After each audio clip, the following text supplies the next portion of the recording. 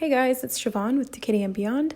Today I wanted to talk about light codes and all of the different forms that they can take. So we each have a unique energetic blueprint, and it's in the form of our energy in our field. Some people call it the aura, some people call it the energy field, the toroidal field. There's lots of different names for it, but it's ultimately our energetic signature. And this is influenced by our thoughts, beliefs, emotions, our cosmic soul blueprint. All of these different factors integrate into our field and dictate what our energy and our frequency output is. Now, we're all like giant transmitters and receivers, and we take in energy and we output energy. And so we are able to encode our energy or activations into different things. And lots of common practices of this are through art. So painting, drawing, writing, dancing, singing, playing musical instruments, various different forms. Also movies, fiction, nonfiction, writing, and any kind of storytelling in general. We also do this on a daily basis, walking around in public. When you're interacting with somebody else's field, you may be activating them and not even know it. We also transmit energy through our eyes. So when we're looking at people, we transmit energy all the time.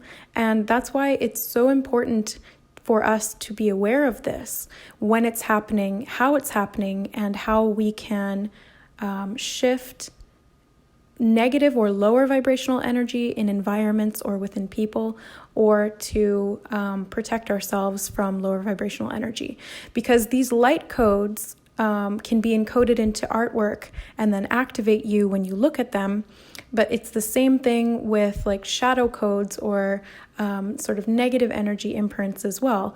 It works on both sides of the spectrum, and ultimately everything is one. It's just about what you choose to allow or what you choose not to allow. So for example, you can watch a negative movie and receive a download of fear, and now you have that fear imprint after watching like a horror film or something like that, and you may have residual fear that continues even after you've watched the movie. I know that was something for me as a child, that I could never watch scary movies because every single time that I did, they really influenced my energy, and my fears became much more prevalent.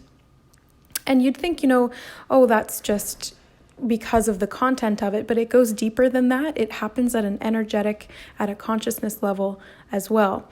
And actually, this is something I found out from my mom, was that she used to love scary movies.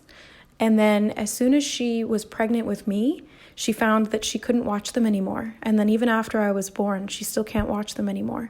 And it's because my energetic frequency is not in alignment with horror films, with lower vibrational energy. And so it's not a vibrational match, and those codes do not sit well with me. And so I have to avoid them at all costs.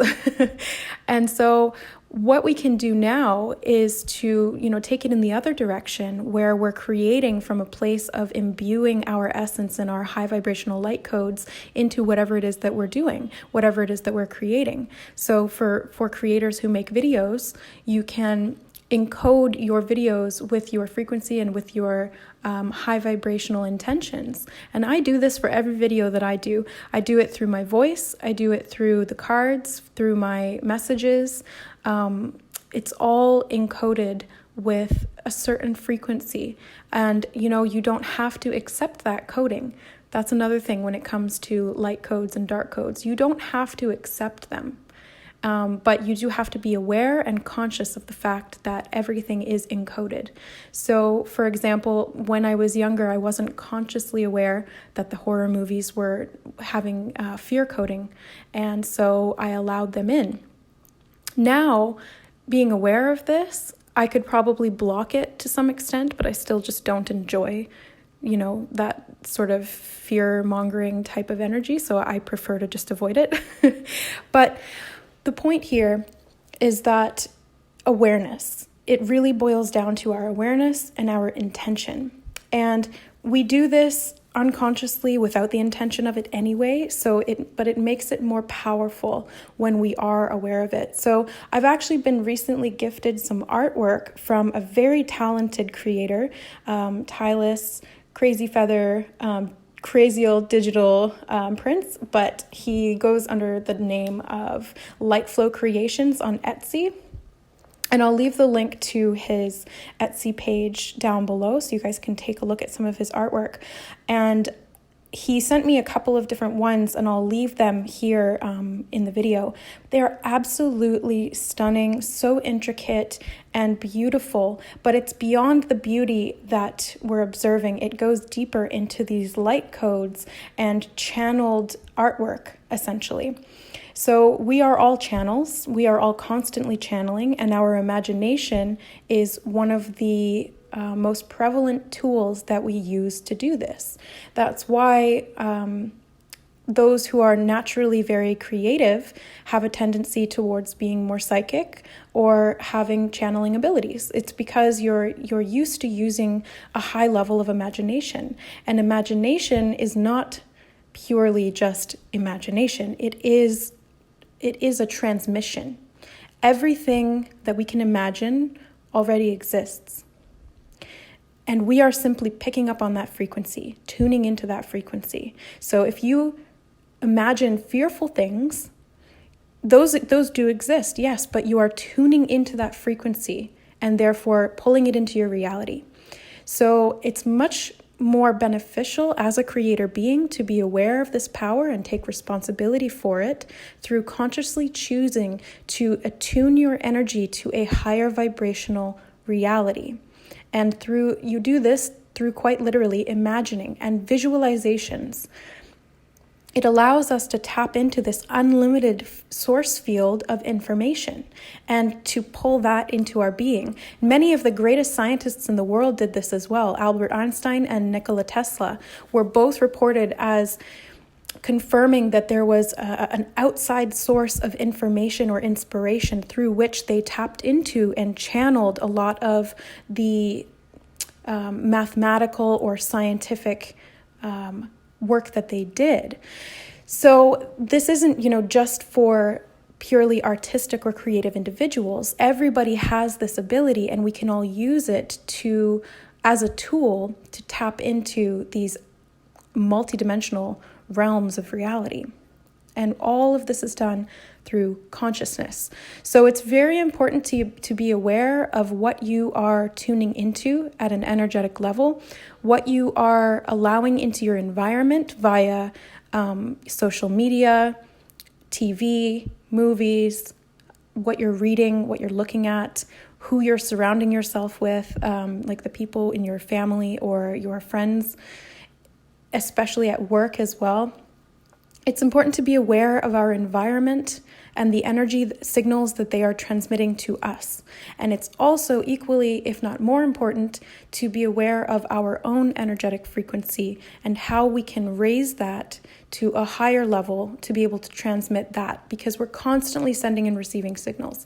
And the more that we can get clarity within our own signal, which is, shielding your energy, doing the 12D shielding practices and you activating your Merkaba light body, and then being aware of the blockages or any resistance or shadow stuff that you have within yourself. The more that you can clear that out, the more that your antenna becomes more clear, more powerful, and there's less static on the airwaves, so to speak.